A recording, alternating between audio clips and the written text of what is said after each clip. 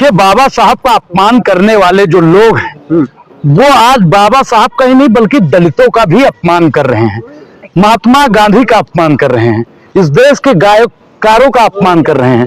इन लोगों को शर्म आनी चाहिए। बेहुदा जो नीच हरकत होती है वो भाजपाइयों के अंदर कूट कूट के भर चुकी है। अश्विनी चौबे जो बीजेपी के बड़े नेता हैं वो गायिका देवी का अपमान कर देते हैं। ये क्या नाम है इसका गंजा आदमी का, अमित शाह जी। अमित शाह जी होम मिनिस्टर है वो। अमित शाह जी गंजा आदमी बोल रहे हैं वो, आप भी गंजे हैं। सुनिए, अमित शाह जी लगातार अंबेडकर जी का अपमान कर रहे हैं और अब यहीं तक इनके सियासत की गाड़ी नहीं रुकती है, इनकी सियासत की गाड़ी दलितों के ऊपर भी चढ़ जाती है। और उत्तर प्रदेश के उप मुख्यमंत्री केशव प्रसाद मौर्य जी कहते हैं कि अंबेडकर दलित विरोधी थे। आप बताइए कि अंबेडकर साहब ने दलितों के लिए इतना काम कर दिया, ब्राह्मणों के लिए इतना बड़ा काम कर दिया, महिलाओं के लिए इतना काम कर दिया और वो दलित विरोधी थे। आपको लग रहा है वो गलत बोलेंगे? ब्राह्मण के लिए क्या कर दिया भाई? आज ब्राह्मण खड़ा होकर भाजपाइयों की आंख में आंख डालकर सवाल पूछ रहा है। ये अधिकार पहले भी होता, ये अधिकार सिर्फ और सिर्फ, ये अधिकार सिर्फ और सिर्फ अंबेडकर साहब ने दिया। 5000 साल पहले जाएंगे तो भुरकी और कमर में झाड़ू की बात करना चाहते हैं आप जातीय जनगणना में आप जातिवाद पे फंसाना चाहते हैं। आप फिर से चाहते हैं कि किसी शूद्र के गले में हांडी और कमर में झाड़ू लटका दिया जाए। आप लोग चाहते हैं कि एक दलित को दलित ही बना के रखा जाए। आप चाहते हैं कि दलित किसी ब्राह्मण के घर पे जाके उसका पैर दबाए, उसका गेहूं काटे या उसके घर का बर्तन साफ करे। आप यही चाहते हैं। आप ये नहीं चाहते हैं कि किसी दलित का बेटा पढ़ लिख के ऑफिसर हो, वो शौचालय छोड़ के सचिवालय की तरफ बढ़े। आप कभी नहीं चाहेंगे। केशव प्रसाद मौर्य का इलाज क्या है? देखिए, केशव प्रसाद मौर्य ने जो कहा है इसका जवाब उत्तर प्रदेश की जनता इनको देगी, क्योंकि वहां पे चुनाव बहुत ही नजदीक है और केशव प्रसाद और उत्तर प्रदेश में दलित लोग भी बहुत ज्यादा है और ये दलितों का अपमान है। क्या अंबेडकर साहब दलितों के विरोधी थे? कौन सी किताब में पढ़ा दिया गया इनको? क्या आरएसएस की प्रयोगशाला में यही सब पढ़ाया जाता है? तो केशव प्रसाद मौर्य गलत बोलेंगे? वो बिल्कुल गलत बोलेंगे। उप मुख्यमंत्री है सूबे के। अब देश का गृह मंत्री भैया जब बताइए कि गलत बोल देता है तो उप मुख्यमंत्री नहीं बोल देगा। इन लोगों का एक स्क्रिप्ट होता है और स्क्रिप्ट लिखने वाले को तो मैं थैंक यू बोलना चाहता हूं कि इन लोगों को पता नहीं क्या स्क्रिप्ट देता है कि बार बार अंबेडकर का, दलितों का और बहुजनों का अपमान करते आए हैं। तो आप जाप करेंगे? आप तो जय भीम के जाप। बिल्कुल जय भीम होना चाहिए। ये आप सिखाएंगे मैं किसका जाप करूंगा? मुझे संविधान अधिकार देता है कि मैं जय भीम का जाप करूंगा या जय संविधान का जाप करूंगा या जय श्री राम का।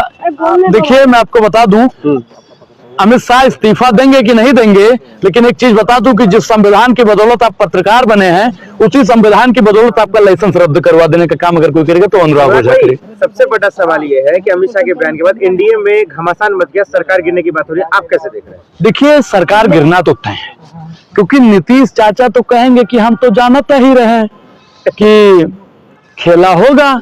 और उन्होंने ट्वीट करके एक जो ट्वीट किया अंबेडकर साहब की, उससे स्पष्ट होता है। ब्राह्मणवाद का खाल ओढ़ कर दलितों का शोषण कर रहे नेता बनना चाह रहे हैं। देखिए, दलितों का अपमान कौन कर रहा है, दलितों का शोषण कौन कर रहा है, ये आपको मालूम होना चाहिए। आप क्यों बनना चाहते हैं दलितों का? नहीं, देखिए, दलित का नेता बहुत है। अनुराग ओझा दलित का नेता नहीं बन रहा है। दलितों की बात उठाना, अगर दलित का नेता बनना है तो मैं भैया उठाता रहूंगा। अगर दलितों की बात करना आपको राजनीति लगती है तो मैं राजनीति करता रहूंगा। ब्राह्मणवाद है, दलित अंबेडकरवाद नहीं है। देखिए, संविधान के कौन से अनुच्छेद में और कौन से पेज में लिखा हुआ है कि चुटिया काटिए कि कौन से अनुच्छेद में लिखा हुआ है? देखिए, ब्राह्मणवाद का हम लोग समर्थन नहीं करते हैं। बाबा साहब स्वयं ब्राह्मणों के हितैषी थे, ब्राह्मणों के हितैषी थे बाबा साहब। ब्राह्मण के हितैषी थे महात्मा गांधी, ब्राह्मण के हितैषी थे फूले, पेरियार, सब लोग। दलितों का कौन होगा भाई? अमित शाह भी तो ब्राह्मणों के हितैषी हैं, दलितों का कौन साथ देगा? देखिए, दलितों के साथ में हम लोग खड़े हैं, दलितों के साथ में हम लोग खड़े हैं, लेकिन दलितों को जो अपमान आए दिन एक जहर होता है, स्लो पॉइजन जिसे कहा जाता है, बयानबाजी के जरिए दलितों को दिया जा रहा है। दलित समझ नहीं रहा है। अगला कदम क्या होगा? सब लोग संविधान के खिलाफ बोल रहे हैं, अंबेडकर के खिलाफ बोल रहे हैं, केशव प्रसाद मौर्य, अमित शाह, सब लोग। देखिए, जब जब जुल्म करेगा संसद के गलियारों से चप्पा चप्पा गूंज उठेगा जय भीम के नारों से। तो ये देश पूरा पार्लियामेंट में जय भीम जय भीम जय भीम जय भीम जय भीम जय भीम जय भीम जय भीम हो रहा है। और आप कह रहे हैं कि कहाँ गूंज रहा है? आपने देखा होगा, जिस लड़के को स्कूल में नहीं घुसने दिया, आज उसी लड़के की फोटो 543 सांसदों के बेंच पर लगी हुई है। आप बताइए कि दलित कहां से कहां पहुंच गया है? आप बताइए, उसका फैक्ट लाइए, दीजिए। इस देश के युवाओं को जितना सिगरेट, तंबाकू और बीड़ी और शराब नुकसान कर रही है, उससे कई गुना ज्यादा इस देश को नुकसान कर रहा है वो भाजपा। नहीं तो आप लोग कह रहे हैं कि देश में रहना होगा तो जय भीम। जय भीम बिल्कुल कहना होगा। अगर आपको पत्रकारिता करना है तो जय भीम जय संविधान कहना होगा। अगर आपको हमारा इंटरव्यू लेना होगा तो जय भीम जय संविधान कहना होगा। अगर आपको हमारा इंटरव्यू करना है, आपको हमारा वीडियो करना है तो जय भीम कहना पड़ेगा। देखिए, लाला का दुकानी, बनिया का दुकानी हम नहीं जानते हैं। मैं आपको बता दूं कि इस देश में रहना है तो जय भीम कहना है, और नहीं तो महाराज समझे तो समझाए दे और बताए दे, ठोर ना समझे तो ठीक है, 2 धक्का दे दे। डरा रहे हो, धमका रहे हो। नहीं, मैं डरा और धमका नहीं रहा हूं, मैं डरा और धमका नहीं रहा हूं। मैं लाठी गिरा उसी तरह गिर जाओगे। देखो, देखिए, सरकार किसी की गिर रही है इसी लाठी की तरह। जो बिहार की सरकार है उसी लाठी की तरह ही गिरेगी, क्योंकि जो बिहार में खेला चल रहा है, शांत रहिए मैडम, जो बिहार में खेला